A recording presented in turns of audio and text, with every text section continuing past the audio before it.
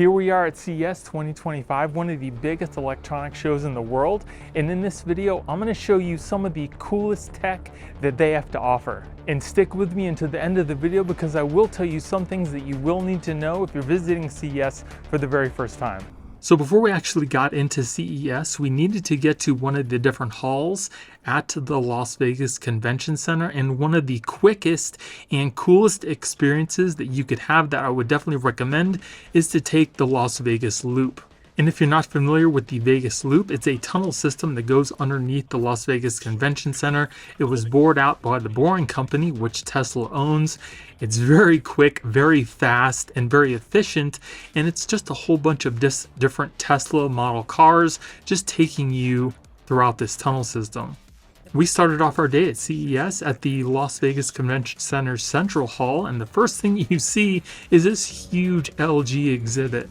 It was super loud. There's a ton of people just standing around. It's a little overwhelming, but we decided to just push on into the LG exhibit. See the light in darkness.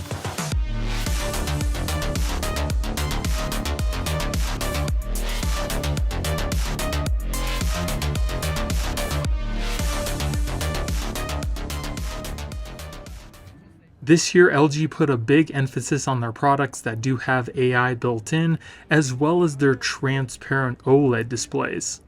Some of the coolest tech that I saw that LG had with AI built in was this little hub that you put on your nightstand. It's got these cool little eyes on it, and you can pretty much talk to it like you do your Amazon Alexa. They also have this Stand By Me 2 monitor that you can pretty much put wherever you want because it does have a built-in battery. You can use it to stream things, or you can just use it like a regular tablet.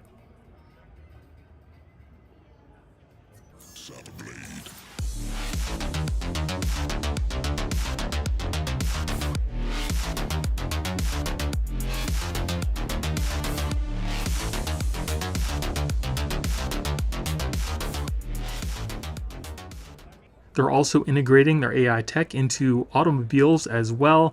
They've got some really cool eye tracking where the car is kind of tracking your eyes and what you're looking at, and the car will talk and respond based on what you're looking at as well. I'm not sure you're going to see this tech anytime soon, but it is definitely a cool innovation.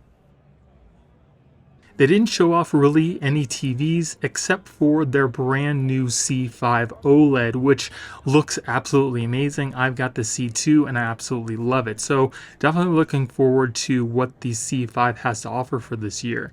They were also showcasing a ton of different gaming monitors. Most of them were curved, but they did have some flat screens.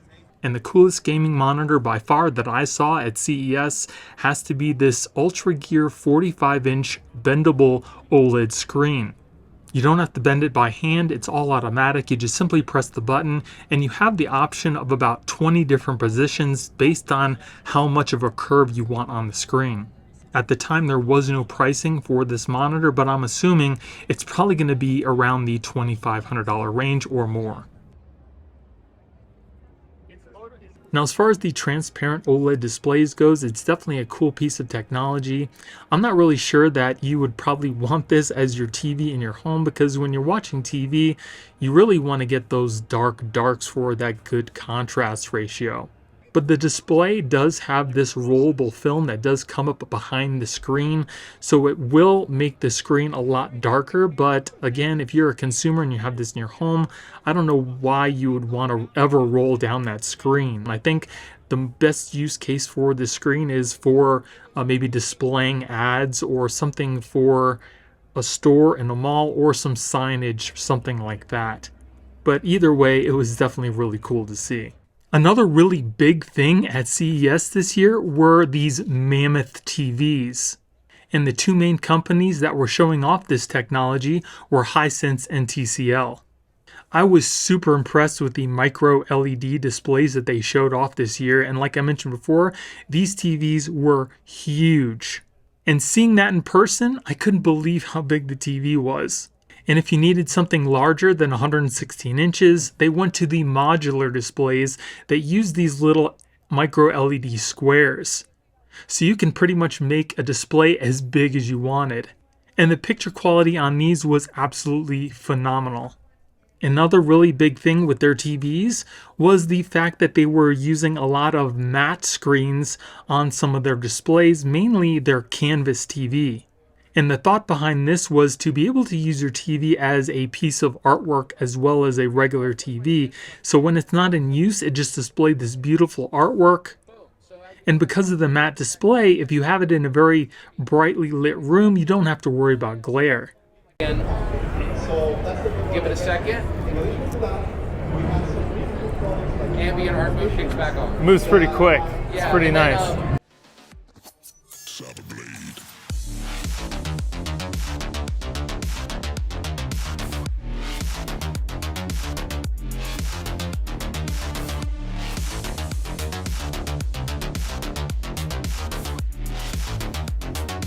Seek the light in darkness.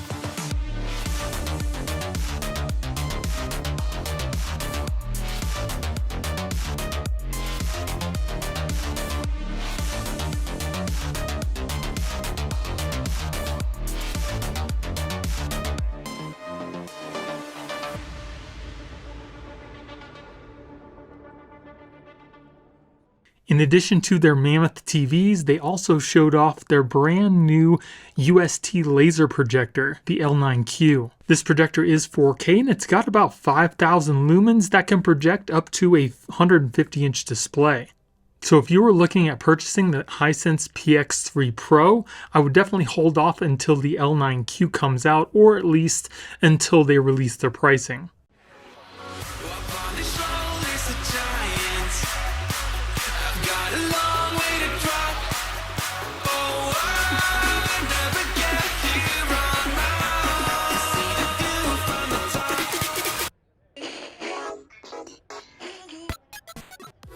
Heading over to TCL's exhibit, they had a lot of their own micro and mini LED displays. Again, these were some of the largest displays that I have ever seen myself. One of their biggest TVs was about 115 inches, and if you needed bigger than the regular traditional display, again, you could also go to their micro LED displays that were modular. So you could pretty much build as big as the display as you needed.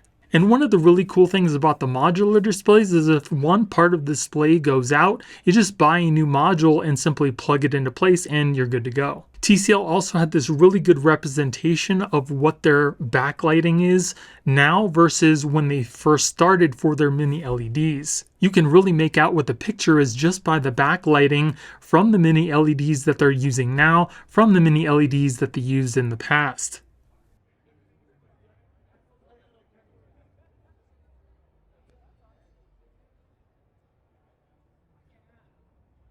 TCL also had their own versions of the matte displays, so again, not only is it meant to be used as a TV, but it also could be used as a work of art, whether it be on this really nice stand, or you could also mount it on your wall. And even though the matte display takes away from some of the sharpness, it still looks really amazing.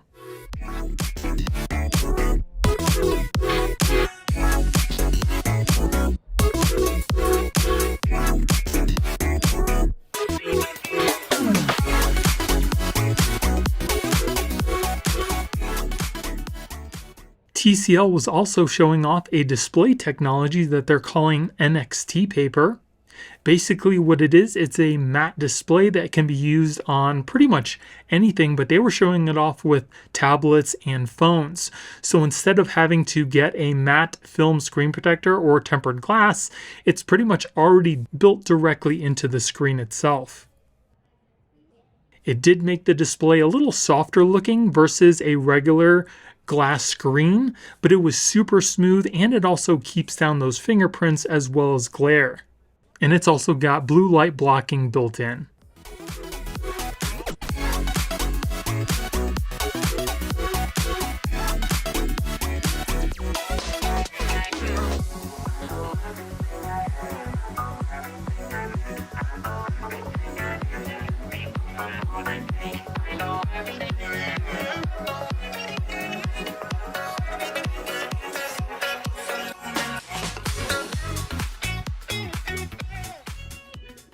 Samsung was also showing off their own version of their matte displays. They had this huge display room with all of their matte TVs hanging on the wall. And this one TV in particular in the middle, I really couldn't even tell that it wasn't just a piece of art, but in fact it was one of their displays.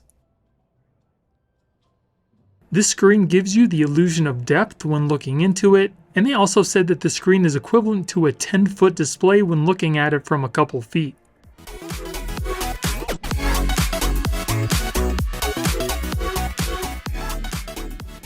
And there were also some holographic displays that I thought were pretty cool. It kind of made it look like the image was coming off the screen and was right in front of you.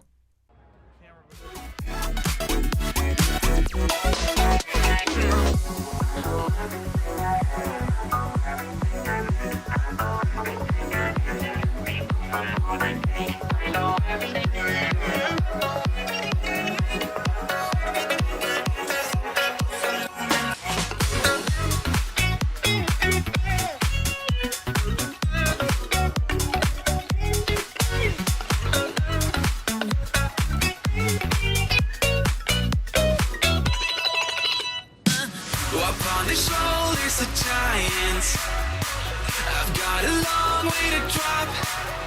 Oh, I never get here on my own.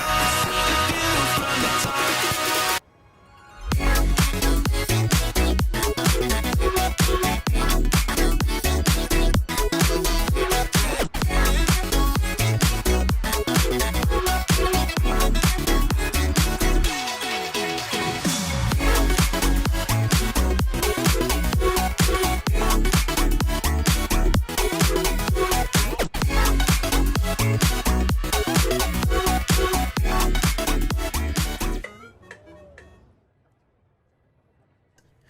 Tech makes some really cool e-ink photo displays. They come in a matte and a gloss finish, and they're also pretty affordable. The gentleman that I was talking to said that they retail for about $150 to $250. The only thing about these e-ink displays are they're not very vibrant, they're kind of dull, so you're probably going to need to display them underneath a light.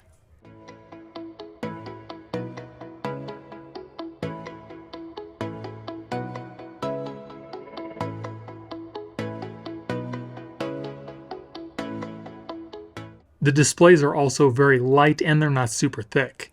Ink Poster also makes e-ink displays, and these are a lot larger than the Tech, but they're also a lot more pricey. You're looking at about $1,000 and up for these types of displays, but the pictures are nice and sharp and they look brighter than the Techs.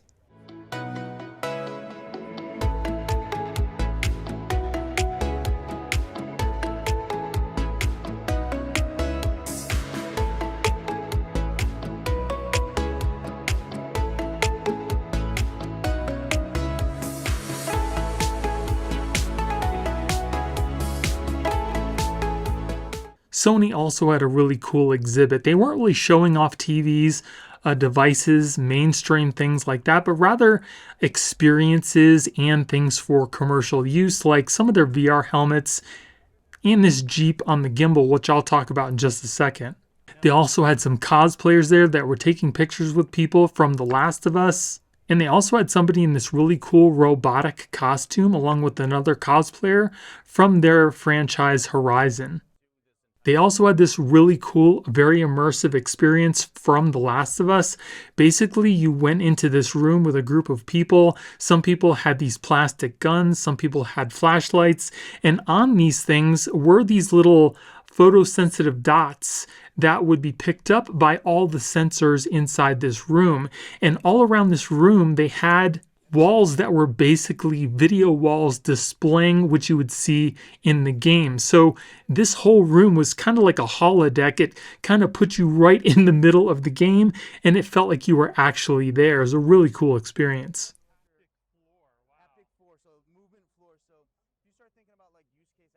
They also had a soundstage demonstration where they could make a commercial pretty much on the fly. Instead of recording each individual part of the commercial, they just did everything right in front of you. Unfortunately, I was never around for this presentation, but it sounded really cool. Then I checked out the XYN spatial capture solution part of the exhibit. Basically, this is a whole bunch of software and devices that you could use to pretty much capture objects in real life in 3D with just regular cameras. Once you capture the object from different angles, you can then view that in 3D without glasses right onto their special 3D monitors.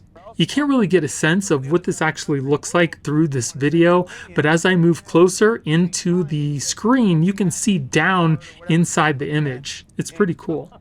I also got a chance to try out their prototype XYN XR headset. This headset is 4K and it's also got dual micro OLEDs inside. The headset was pretty comfortable on my head and the picture was pretty clear. The only thing is with this headset, it didn't have anything to kind of block out the ambient light from the side, so there was a little bit of glare, but the representative that let me test out the headset did show me an extra piece that you can put on that makes it block out all the other ambient light. It also has this little stylus kind of thing that you use to point and click around. There was a lot of functionality that I couldn't test out because it was a prototype. And this headset I think is mostly for commercial applications and not really for retail.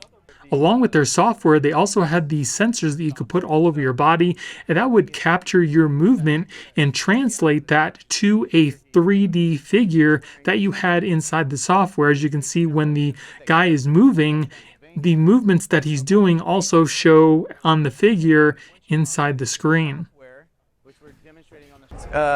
So now this one's pretty cool. So this is a Sony Pixamundo and Akira kind of collaboration over here, and this is going to be three major parts to what we're seeing here. So one is the platform, two is what's called the digital twin, which are these two computer setups here on these big cases, and then the third piece, which isn't Sony, but it's talking about collaboration, is a simulator that's right here. And so the way that you can create content using this is a few different ways. So one, and this is all based on the Unreal Engine, by the way. So like you build everything out in the Unreal Engine, and then you pop that into the digital twin and you make all your adjustments. You know, I want the pitch, the camber, this, that, whatever. And you can dial it in. As soon as you're done and you built out the whole action that you want, you hit go and send. And then the digital twin is going to send that to the platform and it's going to send it to the screen. And then now you have a full action scene that's just going to happen, fully repeatable. Takes out all the human error. All the software does all the micro adjustments for you, so you don't have to mess with any of that. So the majority of the car commercials that you see on TV, they're not actually using a real car. They're actually using this, which is a car on a gimbal in front of the screen, and then they use a simulator to do all the driving. So you don't have to worry about the time of day. You don't have to worry about the weather. They can very easily create that car commercial right inside of a studio.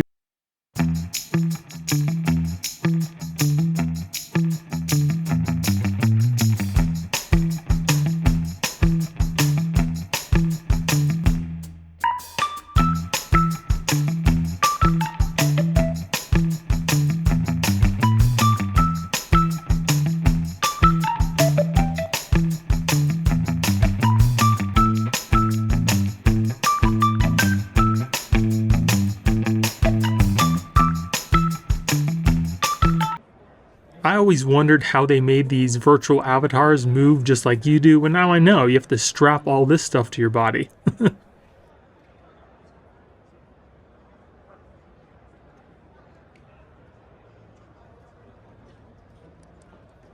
If you're looking for super clear, high-resolution VR headsets, I would definitely recommend checking out the Pimax. I got a chance to test out their Crystal Super, which is a 4K headset and about a 90 Hz refresh rate. The headset was really comfortable on my head, and as you can see, there is a lot going on the headset itself. And it also comes with these two little grips that kind of remind me of the Meta Quest. But I really didn't see any screen door effect in these lenses. Like I mentioned, the images were super clear. The only bad thing is it is a wired headset. And unfortunately for me, I couldn't fully test out this headset because one of the controllers just did not want to connect. So Pimax had VR headsets in the past that had almost a field of view of 180 degrees, and that's why I really wanted to try out the Pimax. But for this generation, they decided to narrow down the field of view to about 120 degrees, which is still more than any other VR headset on the market. And they decided to instead focus on clarity, which again, this VR headset does definitely give you. In addition to VR headsets, I also was excited to try out some new AR glasses. These were made by Rokid, and this was their AR spatial kit. This included the headset as well as this little device that acted as a air mouse and a little touchpad, as well as the media center and battery for these glasses. Because they don't have any built-in batteries themselves, you do need to connect them to a device using USB Type-C, and the glasses just use power from whatever device you're using. The only thing about these AR glasses is they have a very narrow field of view, and that limits to what size screen you can see in front of you. So it really doesn't look that big to me. But if you're on a plane or something like that and you don't want to carry around a big tablet, these are definitely a good option to, stream or watch movies, things like that. These glasses are also transparent, so you can see whatever you're streaming as well as you can see in front of you. So if you want to walk around with these kind of like sunglasses, you can. But if you want a totally dark experience, you just need to put on this little blackout cover that comes with the kit. These glasses do use two micro OLED displays that have a resolution of 1080p per eye. They've got a refresh rate of 120 Hz and a contrast ratio of 100,000 to 1. Like I mentioned before, these displays were super clear and you can very easily read small text.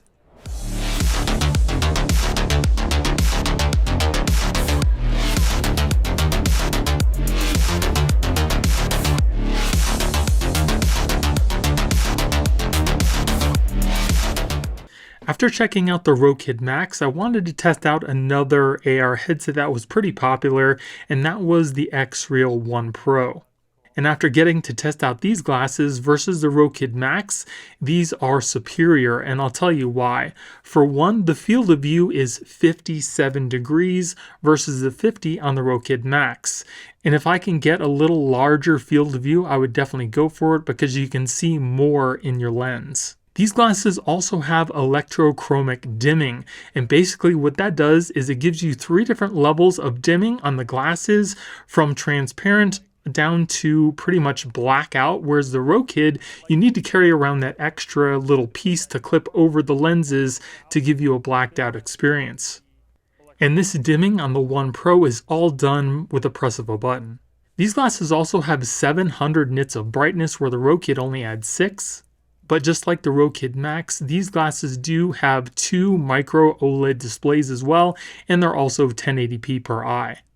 These glasses also don't have a built-in battery, so you need to connect them to a device using USB Type-C, and the glasses just are powered by whatever device you connect them to.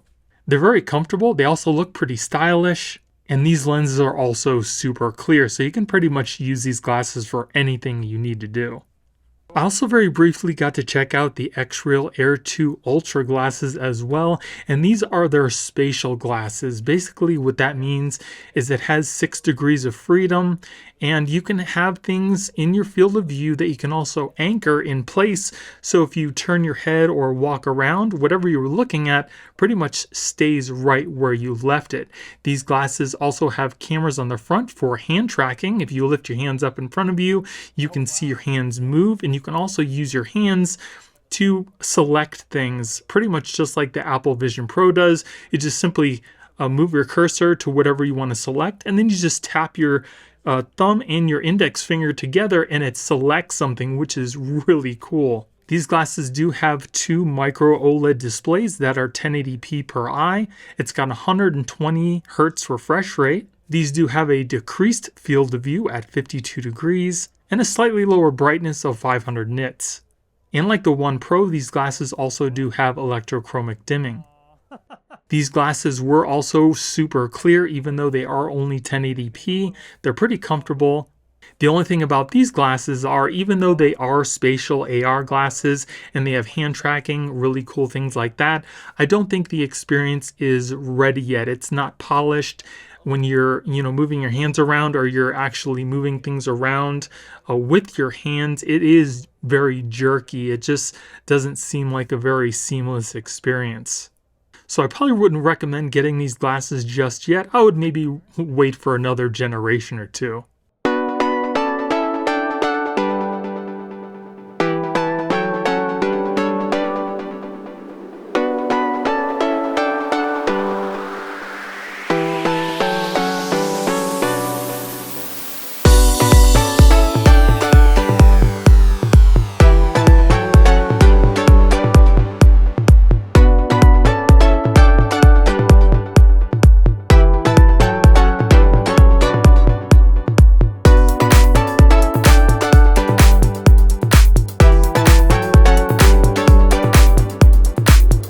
At the Gigabyte booth, I got to check out some of their really cool PC setups that included a lot of really interesting RGB and some really cool case designs. I also got to check out some of the brand new NVIDIA 5000 series graphics cards. Some of these graphics cards look super chunky, but the rep there actually said that they were able to make these 5000 series a little bit slimmer than the 4. He wasn't able to give me a lot of specs. I was really interested to see if they were including the HDMI 2.1 this year, which I would assume that they would. And some of the fans on the graphics cards also seem to have little RGB LEDs at the very tip to give you a really cool spinning effect. They should be releasing these cards on January 30th, so if you're looking to get one, make sure you look out because I'm sure they're going to go fast. If you were looking to make your gaming experience super immersive, this Exio Pod was super cool. It's got a 15-channel, 20-speaker system that can give you 9.2.4 immersive sound. So you can pretty much hear everything that's going on around you. So you don't need an extravagant sound system or even a soundbar. This chair has haptic feedback, so when you're shooting or there's explosions, anything like that, you feel it in the chair. It's also super quiet due to all the sound dampening in the chair, so if you're standing behind the chair itself, you really won't hear very much. It's only from the very front. It's got RGB that syncs up with whatever you're playing, and it's also super comfortable. The only downside is you're going to have to shell out about $15,000 for this, but if you got the money, it's totally worth it. One of the coolest products by far that I've seen at CES this year has to be the Happily Inverse 3. This is a 3D haptic feedback controller that you could use to manipulate things in 3D, but not only that, but you can also feel the object right at your fingertips. So not only can you move the cursor around in 3D space, but you can also feel things that your cursor or whatever is on your screen is bumping into, so you can feel that and you get that feedback from the inverse. In the demonstration here, you can see that we have this gel-like square and we have a little ball. The little ball is what I'm controlling, and whatever touches that ball or whatever you roll the ball onto, you get that feeling of the gel, or if there's like little bumps in the gel, when you're moving the cursor around, you feel every single little bump. It is super cool.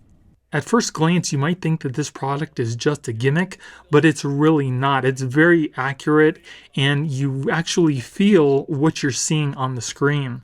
This product is geared more for people who are doing 3D modeling or CAD or something in 3D, or even surgeons that are trying to maybe practice surgeries in VR, because typically when you're in VR, you don't get that resistance when you bump into something. You just kind of go through it without any feedback, or maybe you get a rumble. But with this product, you actually get that resistance, because when you hit something, the pen won't move any further, so you feel everything that you see.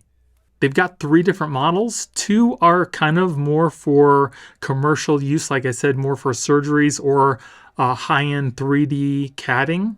They also have one that's geared more for retail, regular consumers like me and you that you just want to toy around at home, and that's the Minverse. The biggest difference between the cheaper and the more expensive models is the cheaper models don't have as much range, and they also don't have as strong of a feedback, whereas the more expensive ones, you really feel a very strong feedback and they have a wider range of movement.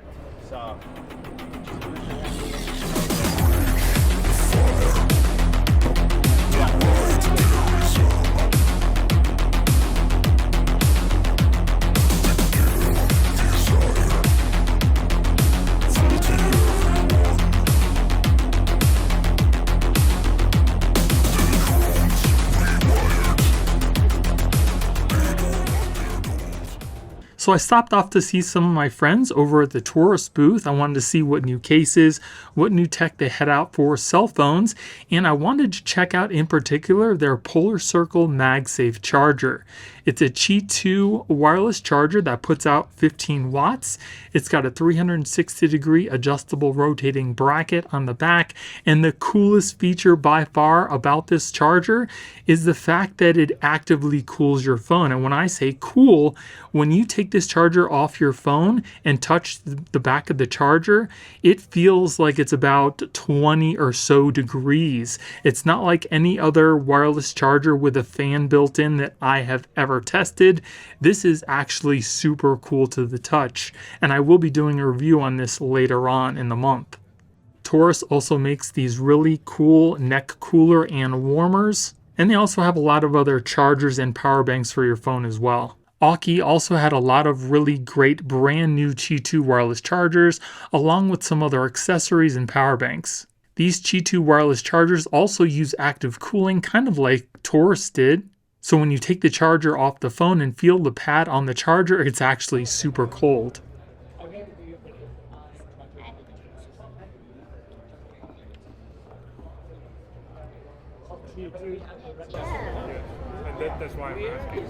And this charger is really cool, no pun intended, because it actually shows the temperature of the charger right on the back of the device. You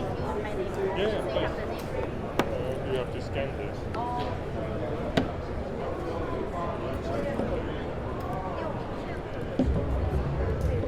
So I guess in Taiwan and China, there are lots of Xinjiang companies over there. I see.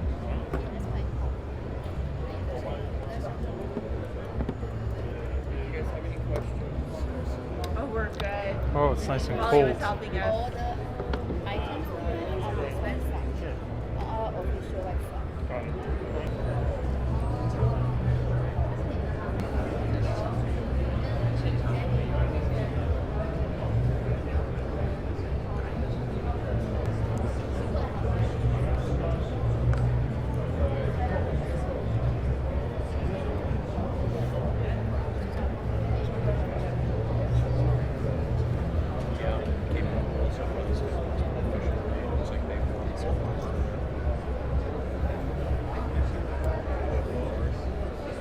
And you can take it off.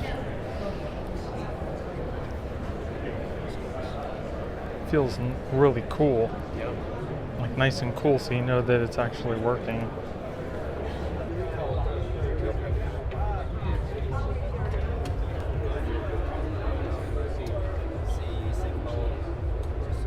And this is made of titanium.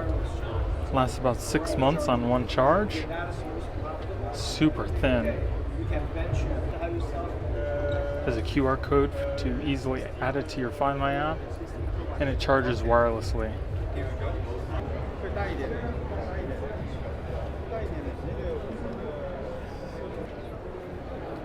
Super light, covered in metal, pretty thin, and it works with MagSafe. Also has USB Type-C on the bottom, LED status bar, and power button. The Charge booth also had some really cool devices that included some SSDs and mainly some power banks. Easy to carry this one like a bag, you know. I would probably do that. Yeah. And then you just plug it right into the wall. With a magnetic charger. Oh, Yeah. So it's come interesting. Yeah. That is really That's cool. a funny design. I've never seen that before. Yeah. So you can power your device and power this up. Yeah. That's cool. So they come together. You got the charger. The one thing I absolutely love about Charge is their products are very unique. They stand out amongst all the other makers of these types of devices. Most of their power banks have a very unique look, and they're made with quality components. And their SharGeek lineup of power banks are transparent, so you can see all the components right inside. This year, they're going to be releasing their SharGeek 300 on Kickstarter in April. And not only is this their biggest power bank yet, it can output a max of 300 watts, but it also has RGB lighting built in. It looks super cool. It also has a very detailed display on it that's easy to read, that not only shows you your charging stats, but allows you to change the settings of the power bank. I'm hoping to get my hands on this later this year. There we go. That's cool. We figured something out. Yeah, I know. That's neat.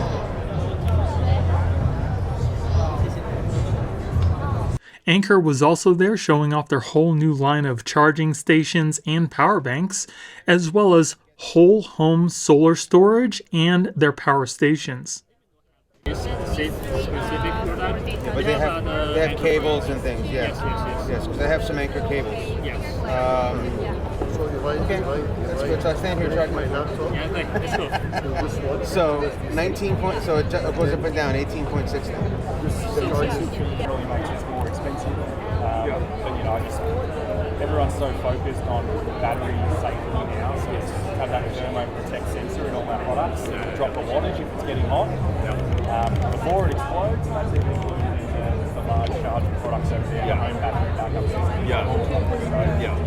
The safety concern is obviously a big one at the moment. Not that we want to fearmonger, but it's something that we've got covered in that one. Yeah, I think it touches on both elements. Having a known, brand product in that space, and then from a retail brand protection point of view, we'll make sure we're offering up solutions. Absolutely. That again, ain't going to damage the brand. That's the last thing I need. But the good news is the products are reliable as luxury, so if there are things that are being bolted onto plans, if it's a 2-year plan, it's a 1-year warranty, maybe there can be special considerations for covering the product. This is the Anker 2-in-1 pocket-sized power bank, Anker Prime power bank. Comes with its own wall plug, folds back in. It's got a couple USB-Cs on the side, power button. Has a little display in the front that displays all the information. It's pretty cool.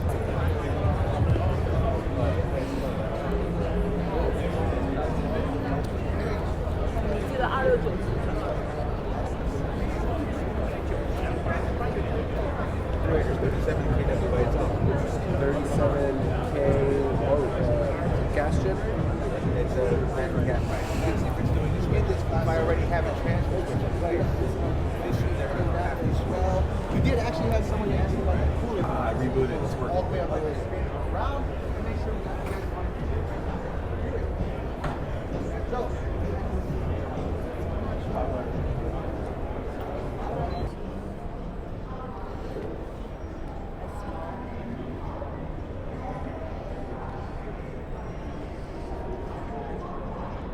They also had some really cool innovative products for people with mobility issues, whether you were just unable to walk or if you just needed a little bit of assistance.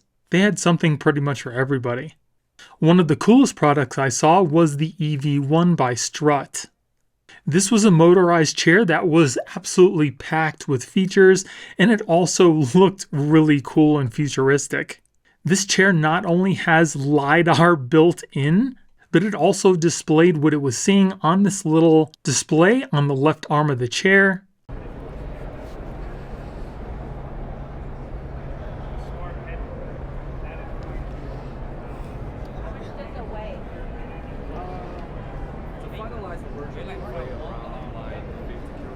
Okay. And how long does the battery last? 8 hours or 20 kilometers. Gotcha. And it also had safety features built in to utilize that LiDAR, whereas if I was to try to run into something or if I was going to run into something accidentally, the chair would actually vibrate and stop itself before I ran into it. It also has a backup camera so you can see behind you, and that same LiDAR system that worked in the front of the chair also worked in the back. So if you were backing up and you were going to back into something, the chair would actually stop you. It was also very easy to use and pretty comfortable. The stick to move the chair only needed to be moved very slightly for the chair to actually move. And I think the top speed of the chair was about 4 miles per hour. But it also had different modes depending on how fast you wanted it to go. Yeah, just a little bit of movement. It just indicate Right. And that's good enough. Yeah, it's super tight. Very smooth. The chair was also very well built. It was very sturdy. It wasn't made of all plastic. It did have a lot of metal parts on it, but it also had some plastic as well. That's a horn. It's the horn. That's cool. Displayed here. Got you. So you can decrease it. Okay. So how fast is it? So for the glide mode, we only allow level 2. But if it goes to like support mode, it allows for level 3. I myself would have felt comfortable purchasing the EV1 if I needed one. Yeah, it feels, oh, this is metal too. Yeah. Oh, that's nice. It's plastic on top and metal underneath. Yeah, that's very comfortable. Nice cushy seats. Very cool. And if you're tired of walking miles and miles to get to your gate at the airport, Autos has a solution for that. This little battery-powered people mover also acts as a carry-on luggage, and it's also really not that heavy. It also moves pretty quick at full speed. You just have to be careful when you're going around those corners. Too fast. I go red. I'll be the bed in. You have to ride it. It was fun.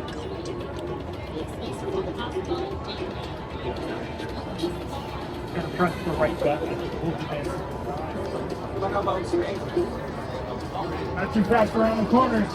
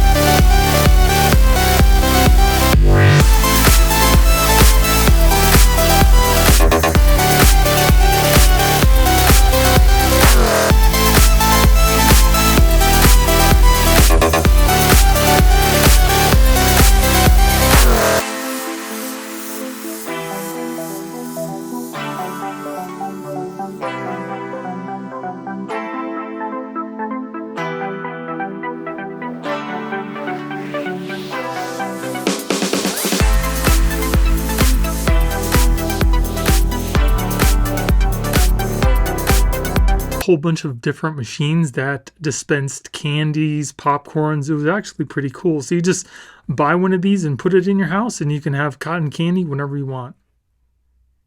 There was also the Xbot robot there that was dispensing ice cream for everybody. So you no longer have to go to the fridge anymore, just get it from your robot.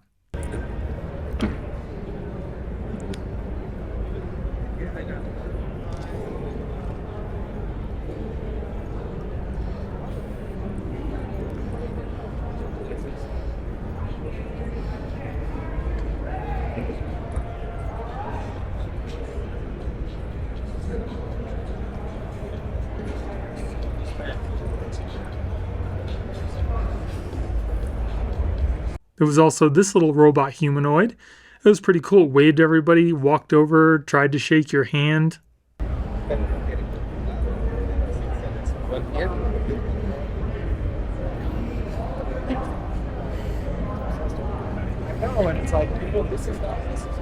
Of course, it didn't do all this by itself. There was a gentleman off to the side controlling it with a remote. There was also this little guy. His motions weren't very fluid. It was kind of rocky, and I think it was probably made of all plastic, and when it moved around, it was really loud.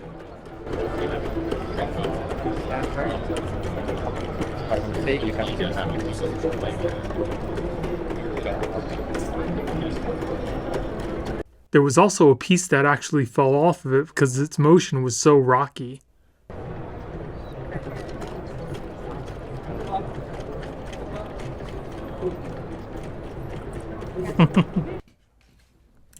Then there were these robots by Unitree. They were kind of like these robot dogs. One was on wheels, another one just walked around. They also had these two humanoid robots. And the dogs started off at a pretty low price, considering it is a sophisticated robot.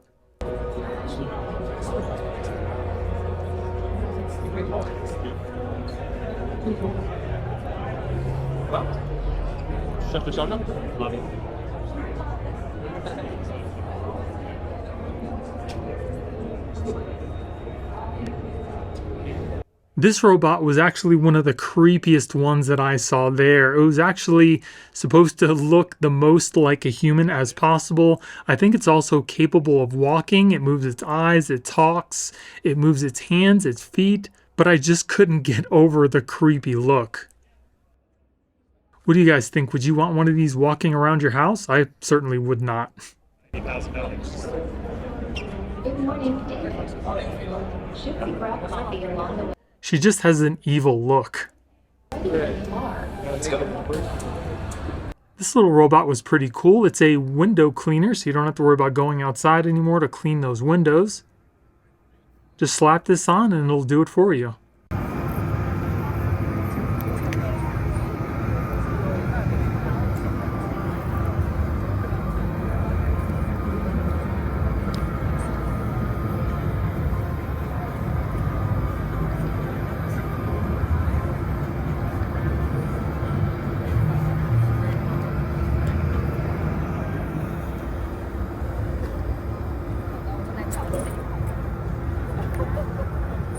This robot was also pretty cool if you want to play chess, checkers, or a lot of other different games, but you don't necessarily have somebody to play with. This robot will play with you.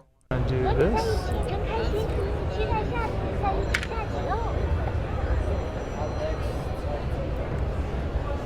Jump to capture the opponent's piece.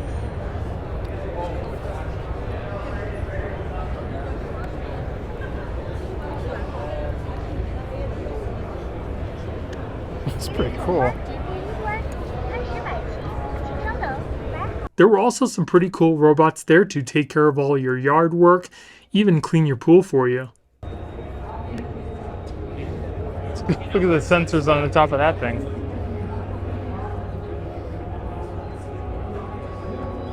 See it? Yeah.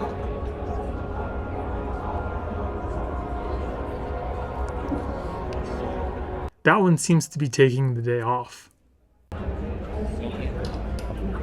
Base cards, $90,000. Good morning. Should we grab coffee along the way? Okay, ready when you are. Let's go.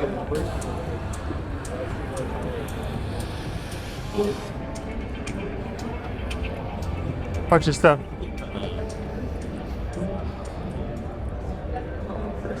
Watch it. Watch it.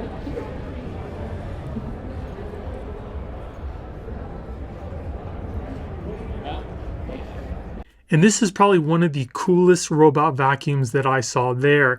It actually detects if you have objects laying on your floor, such as your sock here. It deploys a robot arm to pick up your sock and then place it wherever you have it set to.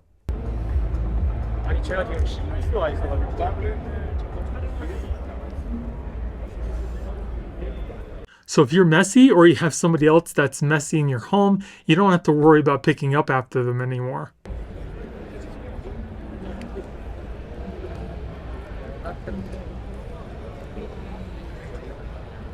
Gotta wear my cowboy hat.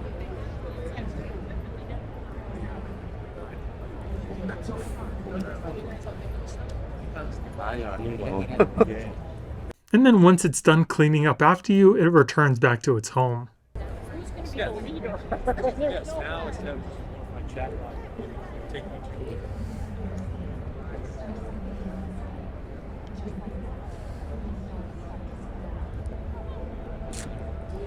You also have the option to get a cleaning station where it can return to charge and empty and clean itself. They were also showing off a whole bunch of drones and EVs as well. This particular drone here was the Hover Air X1 Pro Max. This drone is primarily used for recording video of you doing whatever you need without having to worry about using a remote control. Once it recognizes your face, it pretty much will just follow you around wherever you go. It also has obstacle avoidance, and it's also 8K. How long does it fly for? One battery can fly about 16 minutes. 16 or 60? 1.6. 1.6, okay. But the battery is very small, so you can replace it very easier. Nice. Yeah. And this is 8K? Yep. Yep.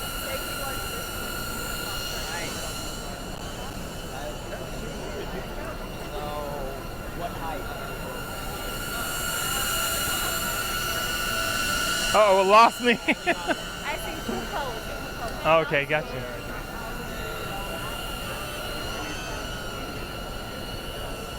You can go up, go out, down, you want to go down.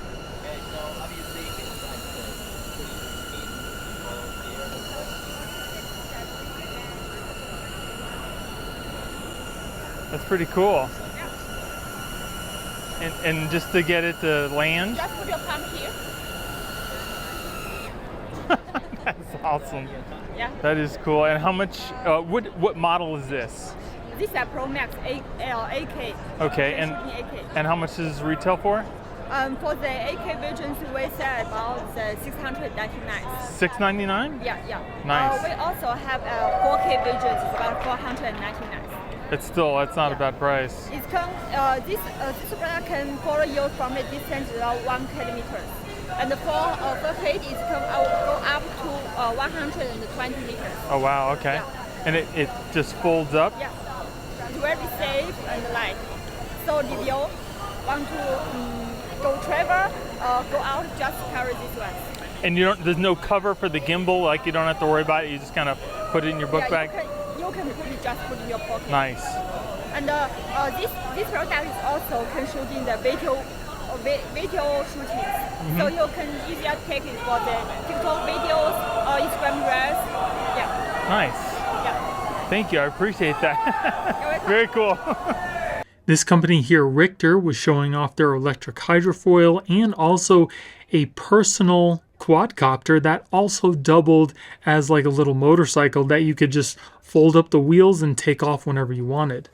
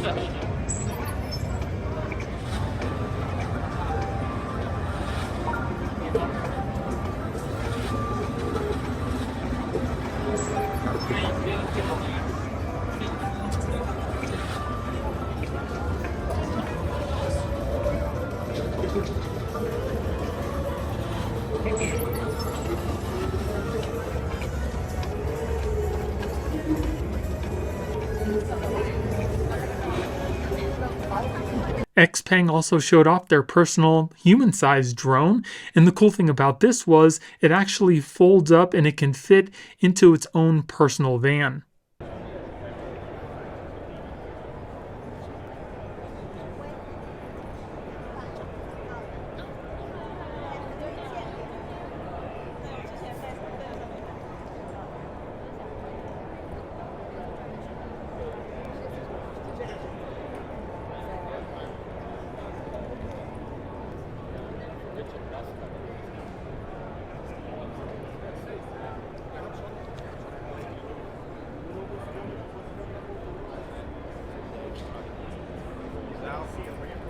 Scout was also there showing off their brand new EVs. This truck was the Terra.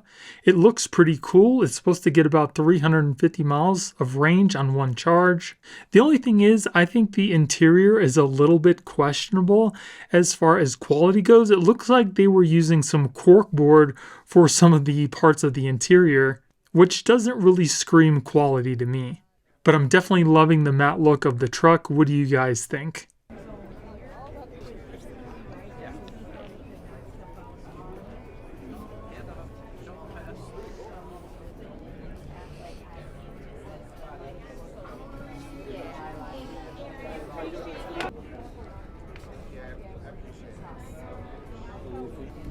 Donc la recharge, je vais mettre.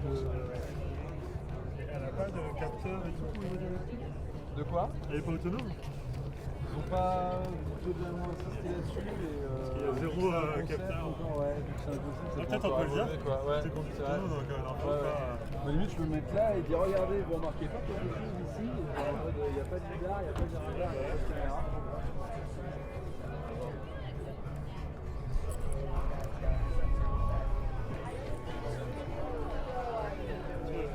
Et regardez, vous remarquez pas quelque chose ici au niveau du pare-brise? Il n'y a pas de radar, il n'y a pas de lidar, il n'y a pas de caméra. En fait, on est encore à l'état de concept ici, même si la voiture de série sera sûrement très proche de la spectacle.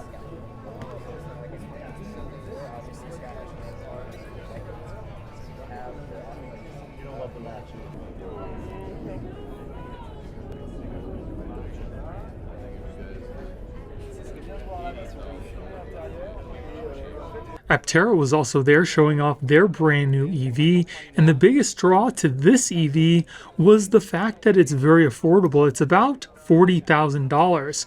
It also can go about 400 miles on a single charge, and the really cool thing about this EV is it's covered in solar panels. Aptera says that in bright sunlight you can get about 40 miles of charge every single day just by having your car sit out in the sun. So if you use this car to commute every day and it's less than 40 miles, you probably won't ever have to go to a charging station. It also has a very aerodynamic design to help with range and a pretty minimalistic interior. We're using their Bagel-mania. We're using their parking lot. I think we may have had some super fans for it.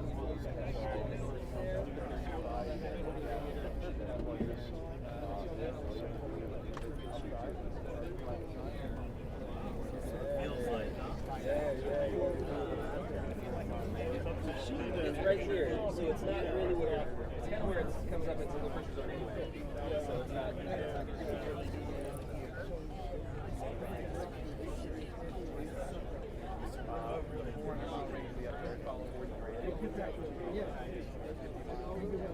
How do you get rides in the We're doing media rides this week. Pretty well good.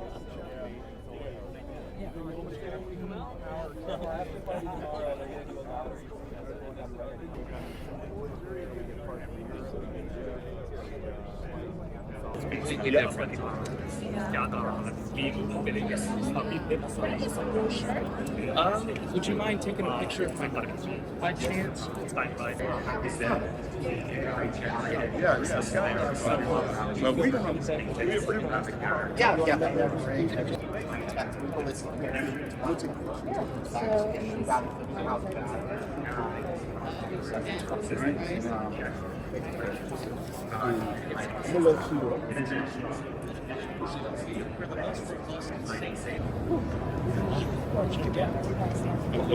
To the line.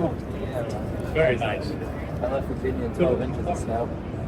而且你看它的 roof 都 spec 了。 Every couple of years. Yeah. Yeah, shop all around.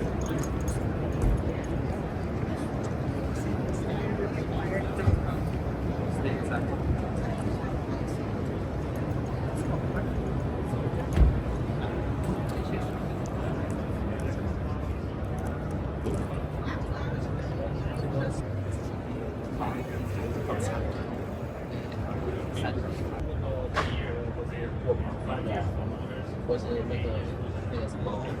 Volkswagen 那个商品的那种详情可以上。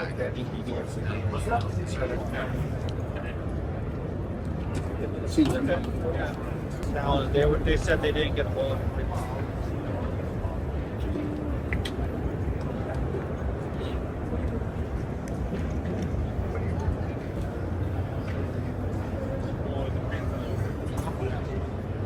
He's the one that gave me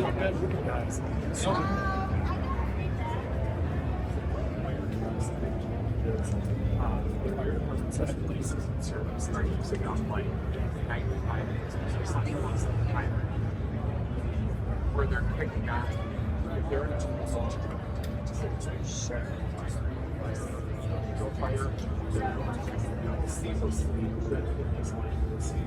Yeah, they have DC patch. Emergency situation, we find it on. Yeah, so that's why I think, practically speaking, we can continue to, as you know, I don't see some sort of backup.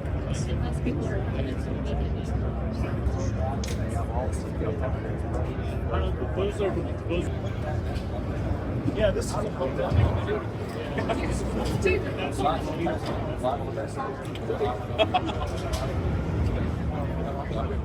I'm not exactly sure why Waymo needs to put all these giant sensors on their cars when Tesla pretty much does the same thing while looking like a regular vehicle.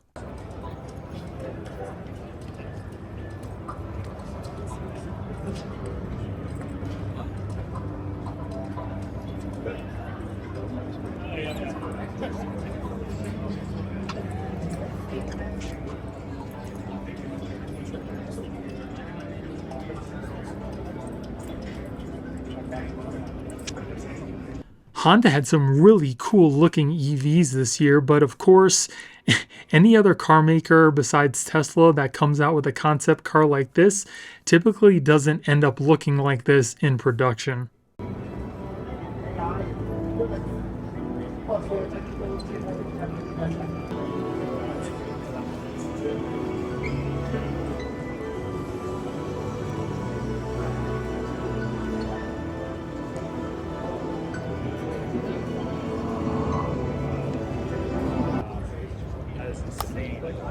That is the same, and that is a very good way of using AI. That's a very good way of using AI because you're integrating not only AI, but you're integrating quantum industry with AI, with also like the ideas, videos, happening. You need to data. You need to trace more. That's really the hard thing. It's like you let AI look at it, let it sit down. So think about it. I can use my AI, take a photo of this and scan it, figure it out. But it's that it sits there, it scans, it's lower a second, and then it spits up.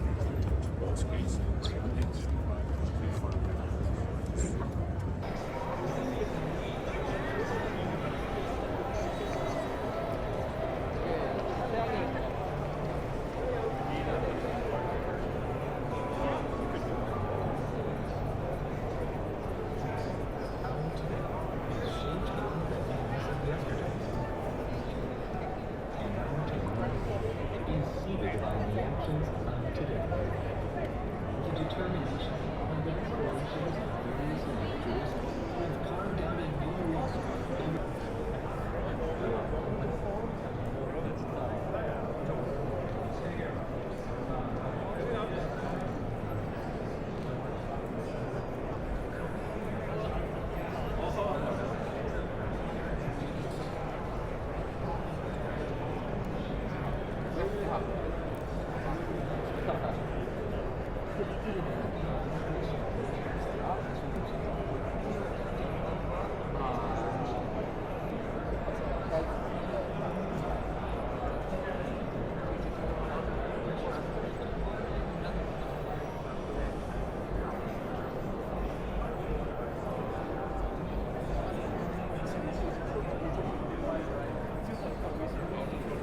I wonder how many watts this produces. Like, is it functional? What can you power with that? How many watts would you say this whole system? 5,000. 5,000 on the Cybertruck? Yeah, that's about 5 kilowatts. And then about half a day, a little bit more, give or take like an hour half a day for about 5 kilowatts.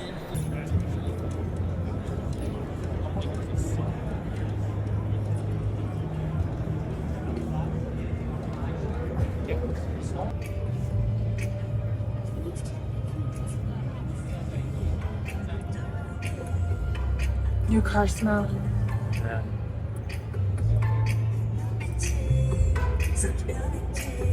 Oh shit.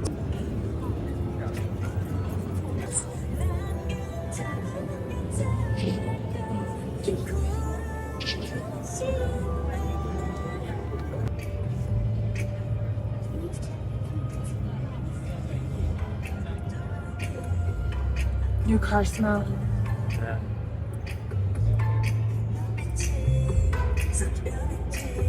Oh, wow. It's like gel. It's very comfy. It's really nice. Jeez. That is nice.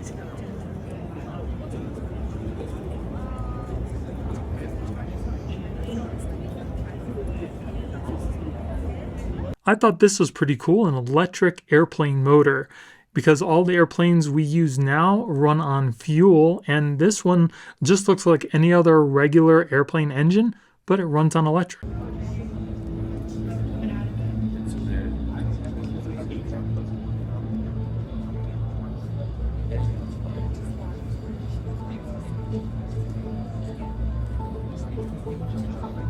Yes.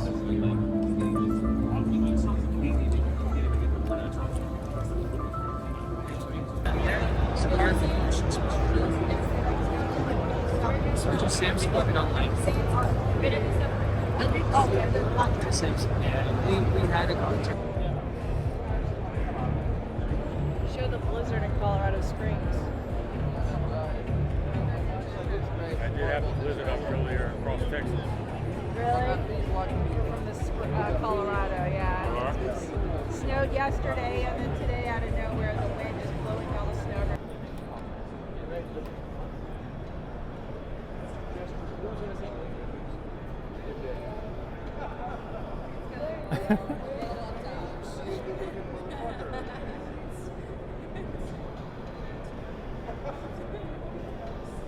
This is probably one of the coolest home locking systems that I saw at CES this year. And the cool thing about this lock is the fact that it has a palm reader. So you don't have to worry about using the fingerprint sensor and your fingerprints being dry and it not working all the time. Whereas the palm reader actually reads the veins underneath your skin. So it doesn't matter if your hands are dry or not. And it opens up the lock super quick.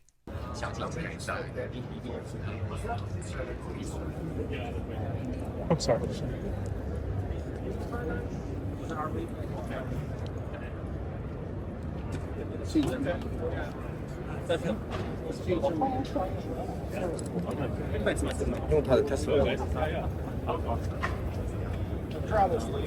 They're back down. They said they didn't get a hold of it.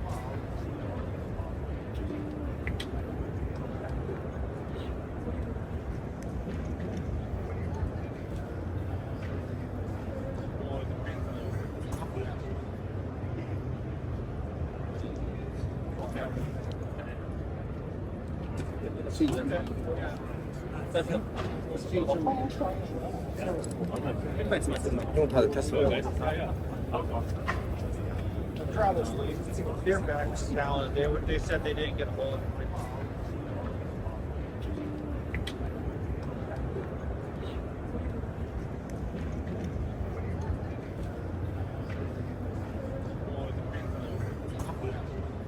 If you guys have stayed with me this far, thank you so much for watching. And if you're enjoying the video, it would really help out the channel if you gave me a thumbs up and consider subscribing. So now I'm going to tell you some things that I wish I knew before going to CES for the very first time.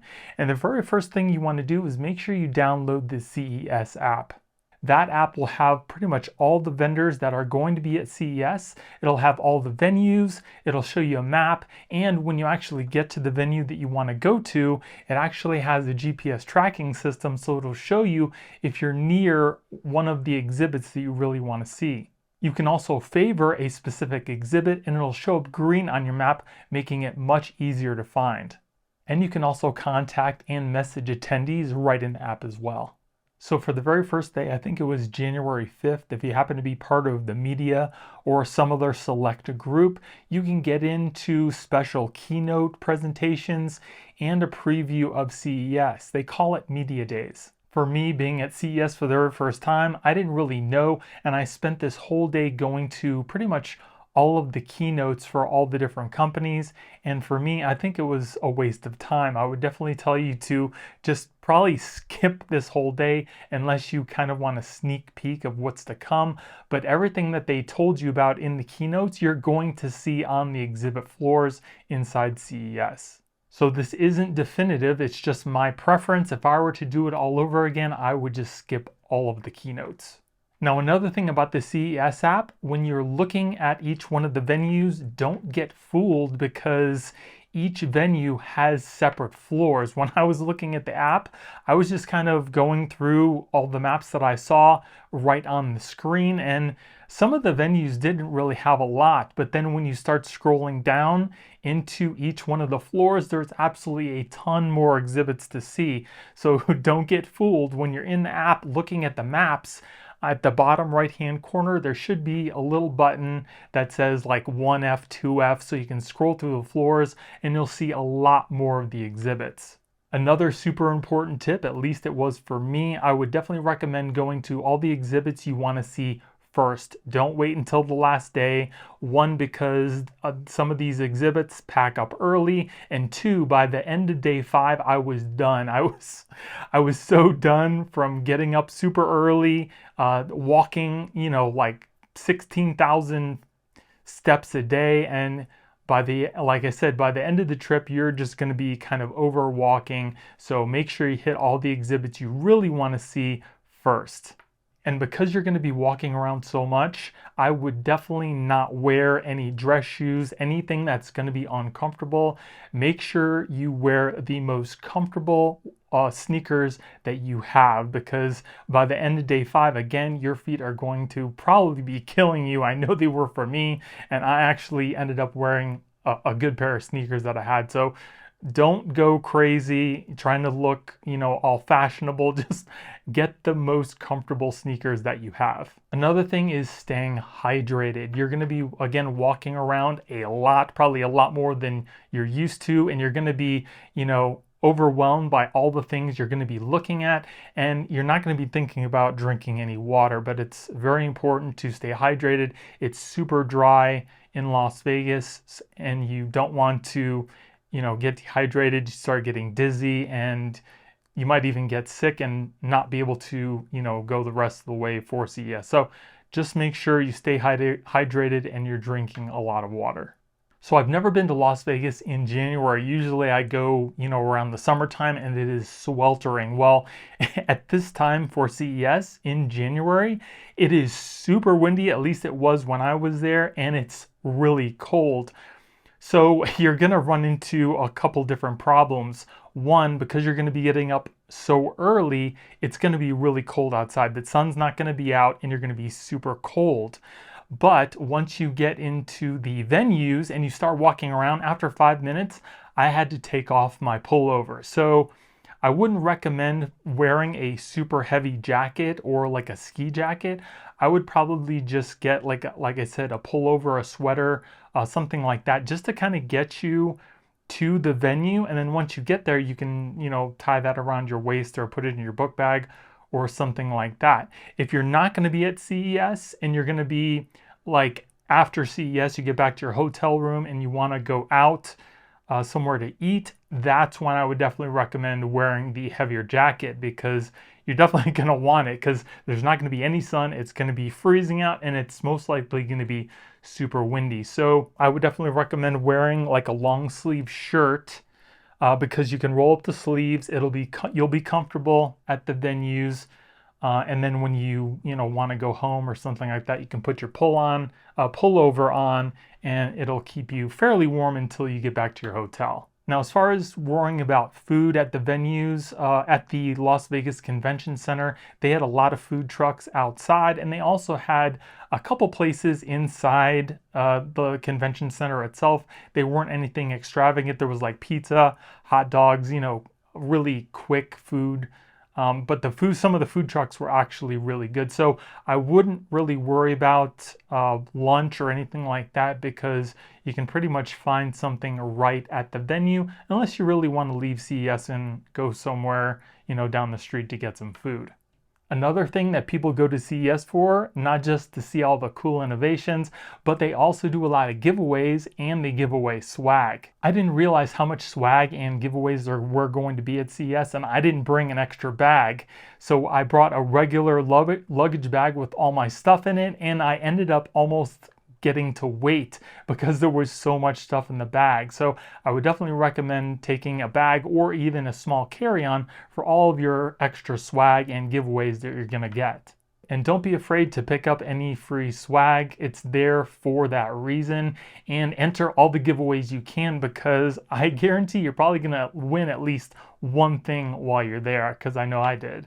Now, if you have a YouTube channel or a blog or something like that where you do reviews or you write articles on products, I would definitely recommend using CES to network. If there's a booth or a company there that you want to work with, don't be afraid to go over there and ask them to talk to their PR or marketing person, because you have nothing to lose. The worst that they're going to say is no. So I would definitely recommend talking to their PR or marketing person. See if you can exchange emails. I myself actually designed a QR code that had all my channels information on it, all my contact information. So if they need that, they can very easily scan that QR code, and they have all your information right there.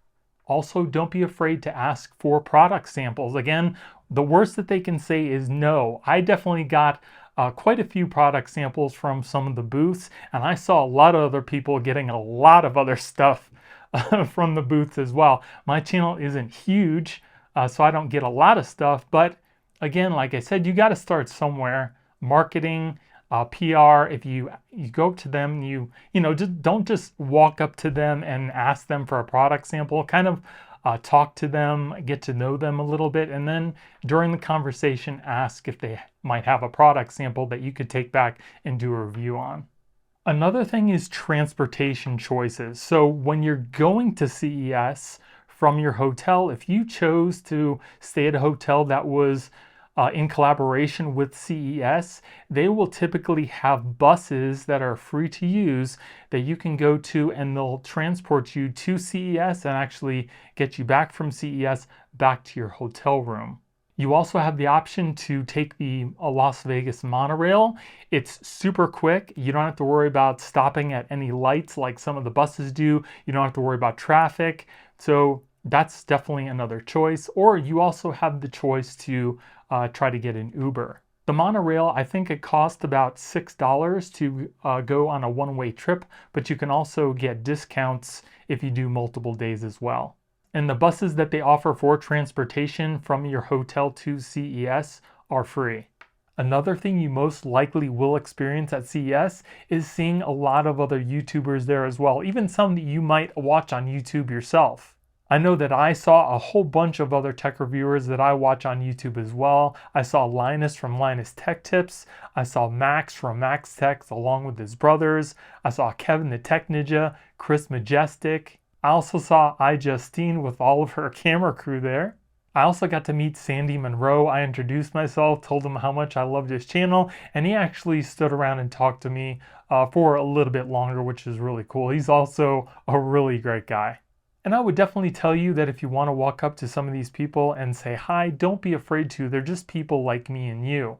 And the interaction doesn't have to be long and drawn out. I would just walk up to them, introduce yourself, tell them how much you're a fan of their channel, you love watching them, and it was really great to meet them, and that's it. Unless they want to stand around and talk to you a little bit more. The only thing I would say is if you see them recording or they're working, I wouldn't recommend walking up and just talking to them, because they're there not to really stand around and chat, but they're there to record for their YouTube channels. But if they're not busy, I would definitely say it's okay to walk up and say hi. There are also some restrictions on what size bags you can bring into the event itself. I myself brought this hybrid sling bag by Sandmark. It wasn't super heavy and it wasn't very big, but it was just big enough to carry all of my recording equipment, my audio equipment. Everything fit perfectly inside this bag. But this was small, actually smaller than the size that you can bring into the event. And when I was wearing this, I think I only got stopped for the NVIDIA keynote and maybe one time for one of the venues. Other than that, they just let me go through with just this little bag. Now, the last tip I'm going to tell you worked perfectly for me, and that's get to CES early and leave early. Now, I didn't get to CES so early where I had to wait in line for them to open up, but if you get there around the time that they open up or a little bit after, I walked right in. I didn't stand in any lines. I didn't miss anything. It's just you're going to get there early to see everything that you need and maybe even pick up some of the swag that might not be there in the later hours or days. Now, when I say leave early, I probably left about an hour and a half to 2 hours before CES actually let out, because if you wait until CES closes, there's going to be a mad rush for the monorails, all the transportation, and it's going to take you forever to get home. Now, I actually left, like I said, an hour and a half to 2 hours early one day, and I was going to take the monorail back to my hotel room, and it was absolutely packed even at that time. So I would probably say leave yourself a buffer if you can, an hour and a half to 2 hours early. I can't even imagine what it would look like, if I stayed until CES closed. But even though the monorail was packed, it didn't take that long, because once you get into the monorail, there's no lights. You might have to make a couple stops along the way, but for the most part, it's pretty quick. Now, I also took the bus back one time and I ran into almost the same problem. A lot of people trying to get onto the bus back to their hotel rooms, and there was some sort of a hockey game or something going on, and it took me probably 45 minutes to an hour to get back to my hotel room just using the bus, when it probably should have taken me about 15 minutes. But in the morning time, I had absolutely no problem getting to CES. I got right on the bus. There was pretty much nobody there. I got right in, and it took, like I said, it took maybe about 15 minutes to get to CES. And I think I probably left my hotel room, I would say between 7:30 and 8 o'clock. And again, we went right down to the buses and there was hardly anybody there. So it's really only at the end of the day that you're going to have maybe some problems getting back to your hotel room from CES. So that's pretty much it. I had a blast going to CES, and if you've never had a chance to go, I would at least go one time to have the experience. I'd also really like to know what your favorite product was from this video and whether or not you're planning on going to CES next year. Let me know in the comments below. Thank you all for watching. I hope you have a great day, and I'll see you in the next one.